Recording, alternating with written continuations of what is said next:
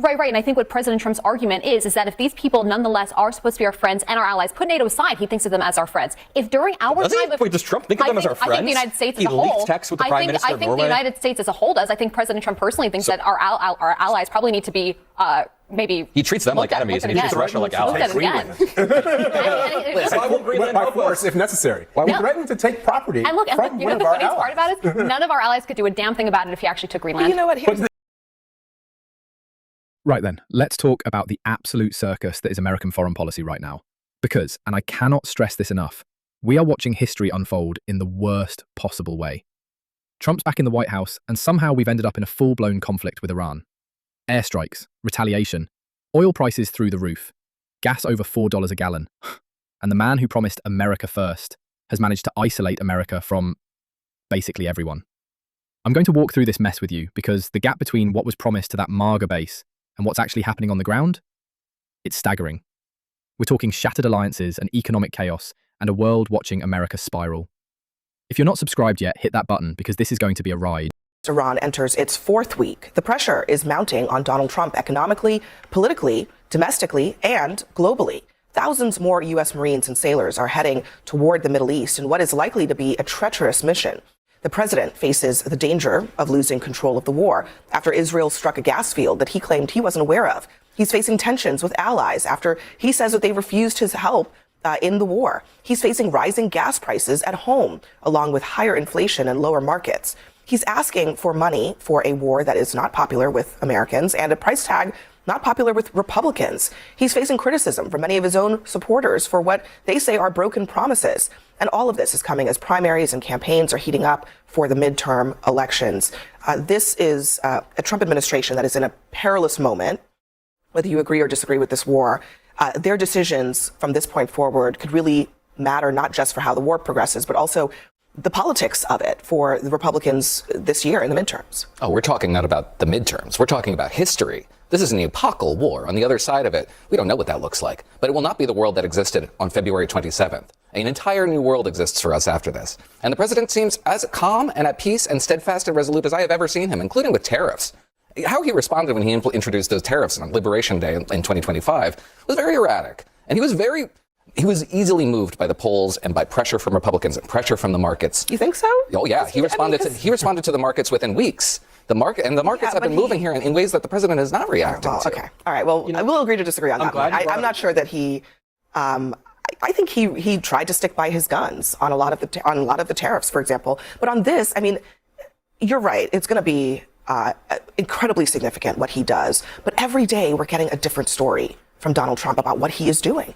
We're not even quite sure that Donald Trump and Israel are on the same page. It doesn't seem like it. I'm glad you brought up the tariffs as well, because when they announced the tariffs, they said this is short-term pain for long-term gain. That was like 14 months ago, 12 months ago, and we're still in the short-term pain part. When are we going to enter the long-term gain part? Because tariffs imposed a $1,000 tax on American families in 2025. Now this war is spiking the price of oil, spiking the price of gas, spiking everything, and the economy is suffering. Now we're entering week 4 of this war that Trump said would be 4 to 6 weeks, and we're sending thousands of new troops to the Middle East, meaning probably take about a week for them to get there. I think it might take a lot longer. Longer than a week. So that means we're going to blow through this 4 to 6 week timeline. We're experiencing major mission creep already before we even reach this. Mission creep is when the size, scope, and scale of the mission slowly expands. We experience in Afghanistan and Iraq, and I'm very worried that's going to happen now. Just briefly to respond to you, I agree. I will say that I don't think the president and his subordinates have said as early and often as they should, because that's a messaging operation. Say it again and again and again until everybody can repeat it. Exactly what the purpose of this war is and why it was necessary. But the purpose of this war, as they have said, perhaps not to my satisfaction with the frequency, a lot of things. But nevertheless, no, they have said that we need to degrade and eliminate Iran's capacity to project power abroad. And when they project power abroad, they kill Americans. We've gotten really good at interdicting the amount of effort that the Iranians put into killing us. And it takes a lot of time, a lot of resources, a lot of personnel. It's one of the reasons why we can never execute the pivot to Asia. On the other side of this war is the possibility of another world without the Islamic regime. Wait a minute. Without the foremost sponsor of Islamist terrorism in North America, in Europe, in Latin America. And yes, it is a national security issue, whether or not Israel is on the same page with us, because the American people are under threat every day. If we achieve that threat is a value. So just think, you might be right. It might be that eliminating Iran was the most important thing. The question I have is why, if that's true, why didn't the president take the time to try to woo the American people, to get them onto his side, to build a coalition with our allies, to get them onto our side, so we could go out and actually we could prosecute this war with our country being behind it, and our allies standing with us. Instead, what we have is a president who seems to only know how to use the sticks these days. He doesn't know how to use the carrots. And so we are at this point where it seems like we're making it up as we go, and he's upset because he can't get anybody else in the world to join us. But he's been talking trash about them for 18 months. Okay, so I need to sit with that for a second, because did you hear what they just admitted? The president seems calm and resolute, but they can't actually explain why we're in this war. That's the defense. He looks peaceful while the world burns. And here's what kills me. That commentator trying to spin this as some grand strategic vision to eliminate Iran's capacity to project power abroad. Mate, where was this energy when Trump was cozying up to dictators? When he was pulling out of the Iran nuclear deal back in 2018 with no backup plan? That's the context they're leaving out. This isn't some brilliant calculated strike. This is 7 years of reckless posturing finally exploding. The other guy nailed it though. Why didn't Trump build a coalition? Why didn't he bring allies along? Because he spent his entire political career torching those relationships. You can't call NATO obsolete and demand European nations pay protection money and then act shocked when they won't follow you into a ground war. 4 weeks in, thousands of Marines heading into the Persian Gulf, and we're already hearing mission creep. Afghanistan vibes, Iraq vibes. And somehow this administration is surprised nobody wants to join. Here's what he wrote about NATO on Friday. He said, without the USA, NATO is a paper tiger. They didn't want to join the fight to stop a nuclear-powered Iran. He calls them cowards, and he says, we will remember. I think the question that comes up for me is that doesn't seem like a message that's written from a position of strength. If you have allies, treaty allies, that you then have to turn around and insult and reprimand and all of that stuff because you couldn't convince them to come along with you on something, that seems like a sign of weakness. I think it actually is the opposite. It's How the is fact it a sign? that How does let me it show finish my strength answer. that he It's the fact doesn't, that he's willing that he can't get NATO to come along with him? First of all, it's the fact that he's willing to lose our allies because they so much don't contribute to our own efforts that he says, we don't need it. Take it or leave it. If we have them, great. If we don't have them, we don't need them.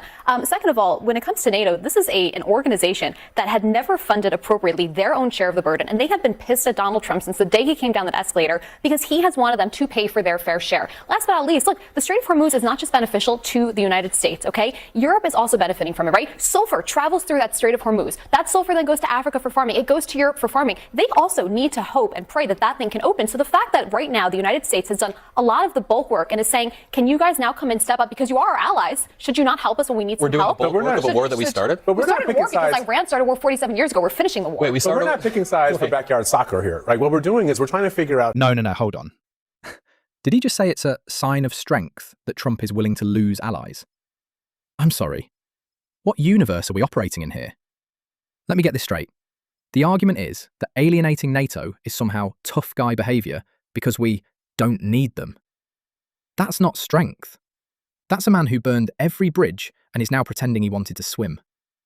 And this whole they never paid their fair share line. Look, I've been hearing this since 2017. Trump's been hammering NATO for nearly a decade now, calling them freeloaders, threatening to pull out. Remember when he reportedly told European leaders he wouldn't defend them if Russia attacked? That was years before any of this. So now, we've launched a war without coalition support, and the response is to call our treaty allies cowards. The same allies who stood with America after September 11th, the only time Article 5 was ever invoked. Here's what's actually happening. Trump spent years undermining NATO's credibility, and now he's shocked they won't march into Tehran alongside him. You can't trash the relationship for a decade, then demand loyalty when you need bodies on the ground. That's not how alliances work. How do we wage a war? And that means you got to bring people along with you onto your side. And so the question is, why are they just now figuring this out? I don't. There is no answer to that question. Why didn't we spend the time that we spent? And those of us who are old enough to remember going into Iraq, right? Right. Before that, George Bush, even though I disagree with it, but he had a mounted campaign going to the United Nations, talking to the American people, stories in the newspapers. So the American public was on board with The that. coalition of the willing. I mean, look, it's been 47 years. What's a few more months getting allies on board? Well, Why I'll tell you, couldn't they do this was that? an emergency exigency. This wasn't an 8-month Was build-up. it? Yes, it was. Because after Midnight Hammer, we had evidence, and I think the administration Gabbard said the recognized opposite this week that they in her had testimony. that they had evidence that they were not. She said, that they had evidence that they were not developing their nuclear program. What they have said, because they lack the resources to get that material out of the lightly irradiated tons of rubble that it's under, what they said is that they're building it with more speed and alacrity than we can build interceptors, ballistic missiles. And this was an emergency buildup because of the protests in December and January. That happened out of the blue. Listen, and then we got the regime that appeared weak. That ballistic missiles alone are a justification for war with Iran is not even an argument that this administration is making. They make it all the time. They were making the case yesterday. They were making the case that Iran was a nuclear threat and that we would never let them have a nuclear weapon. Their ballistic missile capability was not such that nobody has argued that it could reach the homeland. There's no argument of that. They're making.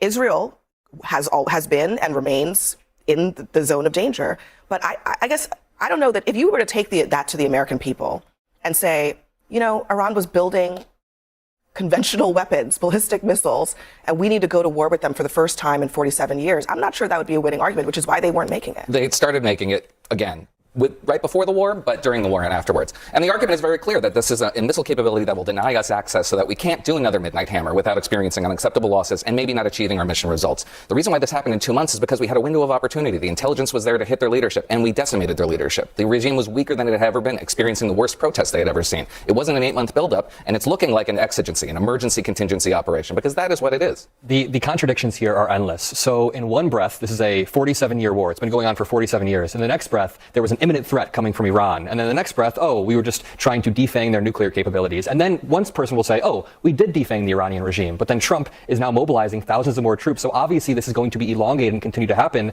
Here's a timeline regarding the Strait of Hormuz as I see it, because you guys were talking about it. Donald Trump claimed that he was going to assemble a group, a coalition, if you will, of powerful countries to escort ships through the Strait of Hormuz. He then realized, the same international community that I have been antagonizing for the past 2 years isn't going to want to go on a suicide mission through the Strait of Hormuz, which at its most narrow navigable shipping lane is 2 miles right off the coast of Iran. They can just lob missiles over. So it's a suicide mission. He realizes, they're not going to help me with that. And then the countries themselves say, we're not going to join a war we didn't even start. And then when I come on this panel, you guys are like, these countries don't want to help us finish the job. They didn't start the job. They didn't start any of this. So why are they our allies? Because we are a coalition. Do they all get veto power when President Donald Trump does? NATO is a defensive coalition meant to defend countries. Article 5 is invoked when one is attacked. Article 5 is not invoked when we attack a country. That is a fundamental axiom of NATO. Right. And I think what President Trump's argument is that if these people nonetheless are supposed to be our friends and our allies, put NATO aside, he thinks of them as our friends. If during our time... Does Trump think of them as our friends? I think the United States as a whole... He leaked texts with the Prime Minister of Norway. I think the United States as a whole does. I think President Trump personally thinks that our allies probably need to be... maybe he treats them like enemies and he treats Russia like allies.